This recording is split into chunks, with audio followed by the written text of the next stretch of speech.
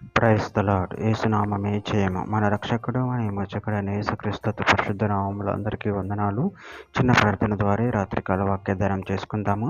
పరిశుద్ధుడ మహాగణుడైన దేవ యేసయ్య, సర్వాధికారినైనా మీకే వేలాది వందనములు, కృతజ్ఞత స్తుతం చెల్లించుకుంటున్న దేవ రాత్రికాల సమయంలో ప్రభు వాక్యభాగం ధ్యానిస్తుండగా వాక్యభాగం మాకు అర్థమవట్లు సహాయం చేసి మీ కృపలో బలపరిచి మీకు మాదిరిగా మమ్మల్ని నడిపించి మీ చిత్తమును మా జీవితంలో జరిగించమని ఈ చిన్న ప్రార్థన ప్రభు యేసుక్రీస్తు అతి పరిశుద్ధ నామములో అడిగి వేడుకుంటున్నాను తండ్రి. Amen amen.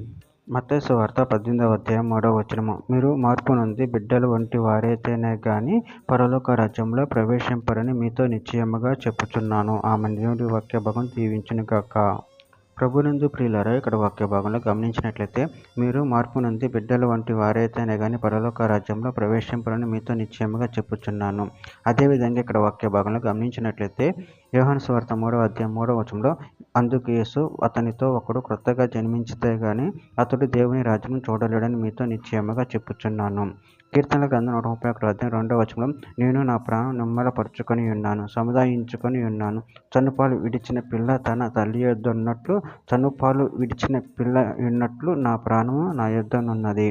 కీర్తనల గ్రంథం 51వ అధ్యాయం 10-12 వచనాలు, దేవా నా యందు శుద్ధ హృదయం కలుగ చేయము, నా అంతరంగంలో స్థిరమైన మనసు నూతనముగా పుట్టించుము. నీ సన్నిధిలో నుండి నన్ను త్రోసివేయకము, నీ పరిశుద్ధాత్మ నా యొద్ద నుండి తీసివేయకము. నీ రక్షణానందం నాకు మరల పుట్టించుము, సమ్మతి గల మనసు కలగ చేసి నన్ను దృఢపరచుము.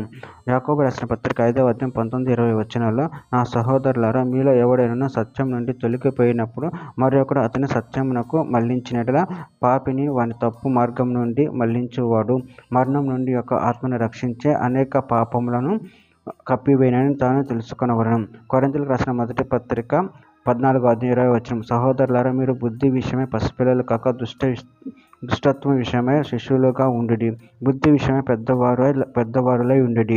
మత్తయి సువార్త 5వ అధ్యాయం 20వ వచనం, శాస్త్రుల నీతి కంటేను పరిసయ్యుల నీతి కంటేను మీ నీతి అధికం కాని యెడల మీరు పరలోక రాజ్యంలో ప్రవేశింపరని మీతో నిశ్చయముగా చెప్పుచున్నాను.